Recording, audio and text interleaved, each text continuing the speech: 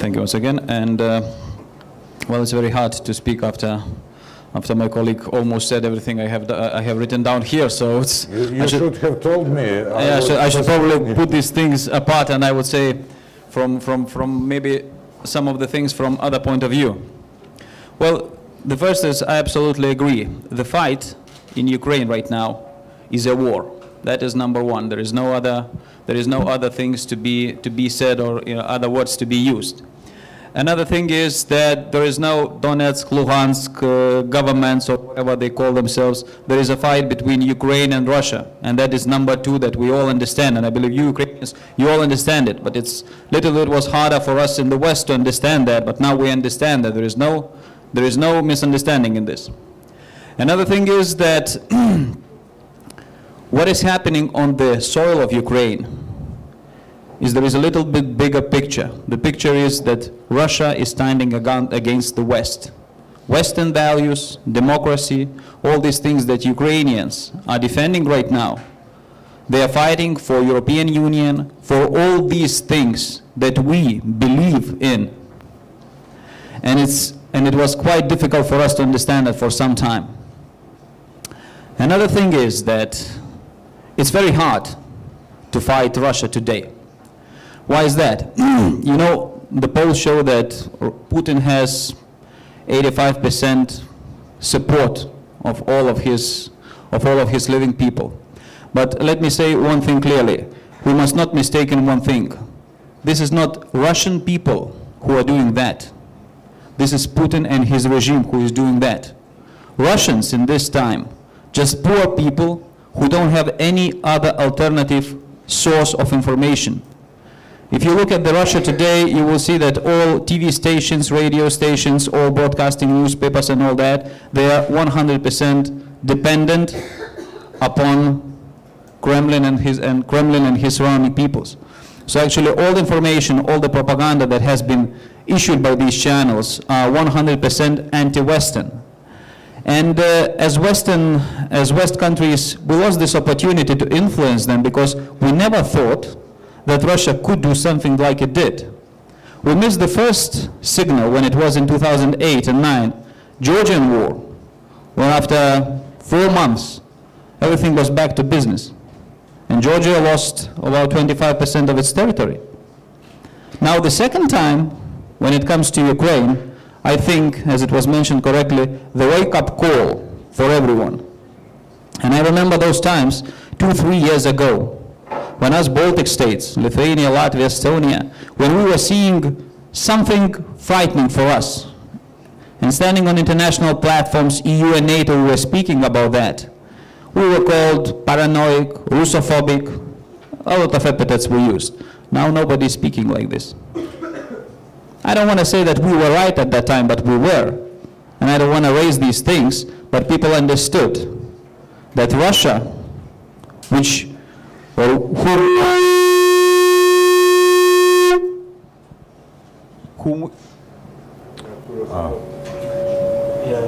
Mr. Lunak's mic.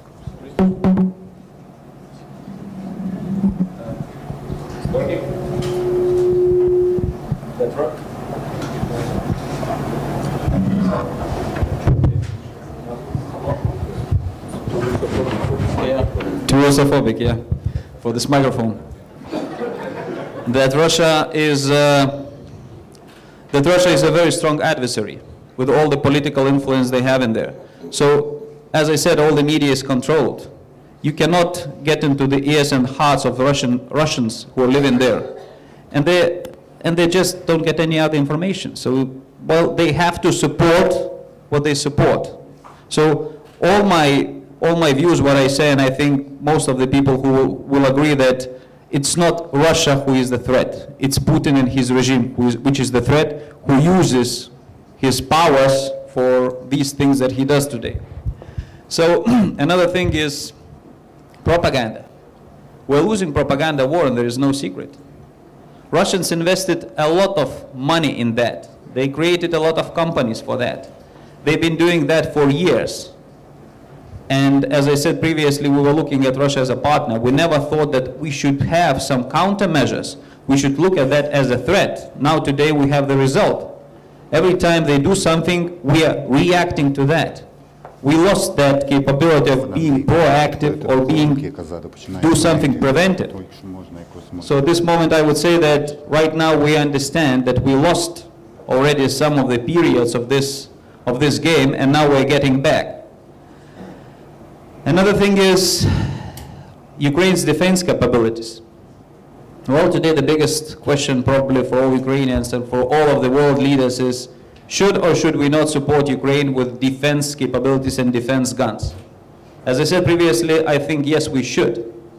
The thing is, we have a momentum today when, let's say that Minsk agreement is in power, not considering that you have about from 40 to 60 round shoots every day. So let's say that we have a momentum. And as I said previously, I think that this is just a momentum. You will have a couple upcoming weeks maybe, and after that you will have fights going on again. I'm sad to say that, but I think so.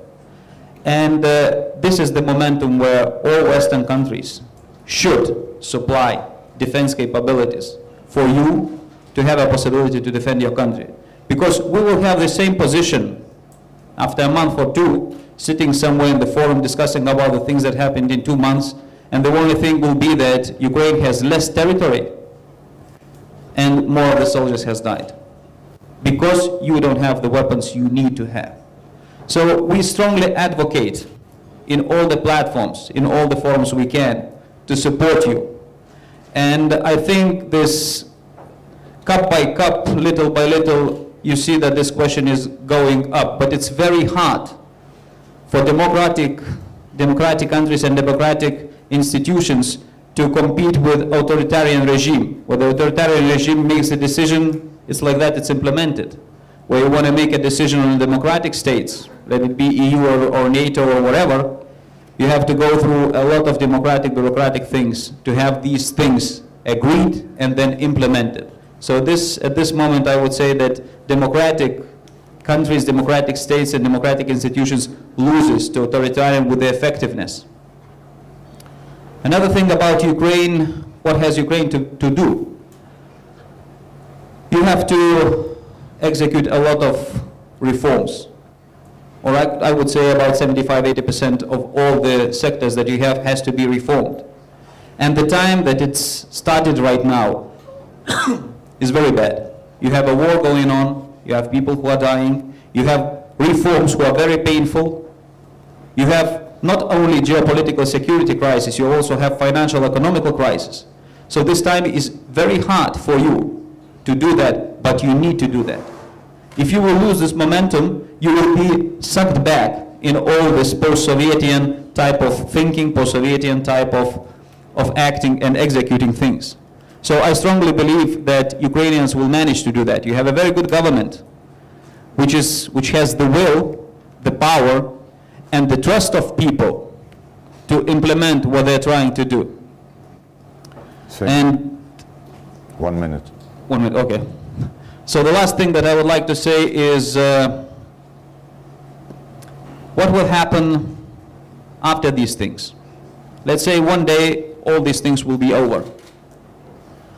If you will have, or let's say if we will have the conflict like Transnistria conflict, like Moldova has, this won't be a solution. Because this is very useful for Russia to have it. They always want to play war, would not spill it over, but they want to have the situation where they can squeeze on something and squeeze it back when they see that it's hard for them. So I say that all our efforts combined, Ukrainians, European Union, transatlantic link and all these things, must be to that Ukrainian has to be a sovereign state, has to gain back all of its territory for this conflict to be over and to step forward somewhere there.